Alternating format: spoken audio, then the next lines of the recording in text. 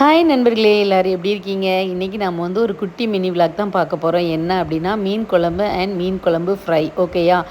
Daily வந்து ஸ்கூலுக்கு லஞ்சுக்கு வந்து காலையிலே சாப்பாடு கொண்டு போகிறதுனால அந்த சாப்பாடு மத்தியானம் வந்து கொஞ்சம் சூடாக இல்லாமல் ஆறுன மாதிரி ஆயிரும்.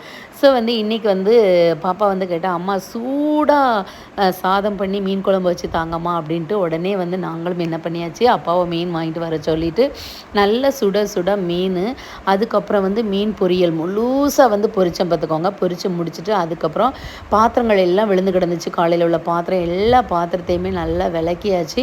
ஏன்னா அப்படின்னா தான் நான் சொல்லியிருக்கேன் இல்லையா, மறுநாள் காலையில் வேலை பார்க்கும்போது நம்மளுக்கு வந்து மனசுக்கு நல்லா திருப்தியாக இருக்கும்.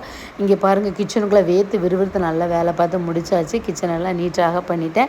அதுக்கப்புறம் உட்காந்து சுட சுட அந்த மீனை வந்து முழுசாக வச்சு அப்படியே சாப்பிட்டேன் பார்த்துக்கோங்க. ரொம்ப டேஸ்ட்டாக இருந்துச்சு. அப்புறம் வந்து இன்னொன்று என்ன சொல்லிக்கிறேன் அப்படின்னா, ஒரு சமையல் வந்து சமைக்கும் பொழுது அந்த நம்ம யாருக்கு பரிமாற போகிறோமோ அவங்க நல்லா சாப்பிடணும் அப்படிங்கிற எண்ணத்தோட மனசில் நினச்சிட்டு நம்ம சமைச்சோம் அப்படின்னா அந்த சாப்பாடு உண்மையிலுமே நல்லாயிருக்கும். இங்கே பார்த்தீங்களா, இது வந்து மீன் முட்டை நண்பர்களே. இது வந்து நல்லா, அது என்ன சொல்கிறது, நல்லா கொழுத்த பருத்த மீனில் தான் இந்த மாதிரியான மீன் முட்டைகள் வந்து கிடைக்கும் பார்த்துக்கோங்க. ரொம்ப சூப்பராக இருக்கும். சாப்பிட்டு பாருங்கள். சின்ன குழந்தைங்க எல்லாருக்குமே கொடுத்தோம் அப்படின்னாலும் ரொம்ப பிடிக்கும். அப்புறம் வந்து எங்கள் வீட்டுக்காரர் தட்டு இது, அவருக்குமே வந்து பொரிச்ச மீன், குழம்பு வச்ச மீன் எல்லாமே கொடுத்துட்டு சூப்பராக இருக்குது அப்படின்னாங்க. அம்மாவுடைய ரதி அம்மாவுடைய கைப்பக்குவம் வந்து ரொம்பவே சூப்பராக இருக்கும். நீங்களும் ஒரு நாள் எங்கள் வீட்டுக்கு வாங்க, வந்து சாப்பிட்டுட்டு அம்மாவின் கைப்பக்குவம் எப்படி இருக்குது என்று சொல்லுங்கள். ஓகே, டேக் கேர், பாய் நண்பர்களே.